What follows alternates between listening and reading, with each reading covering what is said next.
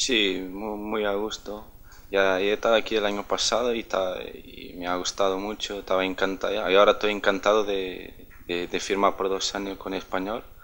Agradecer al club que me ha abierto las puertas de la liga, al míster, al cuerpo técnico que el año pasado me ha ayudado mucho y también a mis compañeros que me han ayudado mucho también el año pasado.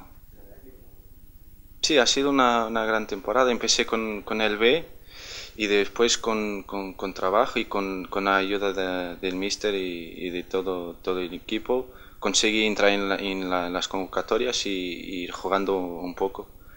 Y esta temporada ahora a ver lo que pasa, pero tengo ganas de jugar más.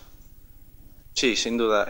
Era muy joven, también que he jugado en primera en Portugal, pero ahora Español me ha abierto las puertas de la liga y ese es un gran paso en mi carrera y espero que me pueda quedar aquí muchos años. Sí, ha sido una apuesta personal pero lo que yo sabía del club y ha sido perfecto porque sabía que el club apostaba por la cantera y sigo con esa decisión y yo he tenido también la suerte de poder participar en los partidos de pretemporada y a partir de ahí demostrar que podría ser una opción, sí. A mí me gusta jugar más donde el míster quiera, pero sin duda de 9 o media punta. En principio me quedaría con el 6 porque mi hermano como también le va el dorsal 6 y significaría mucho para mí, pero vamos a ver lo que pasa con los dorsales.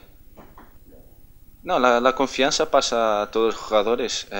Ahora tiene que trabajar para merecer la confianza también y seguir con esa política de confianza y trabajando para que pueda jugar también.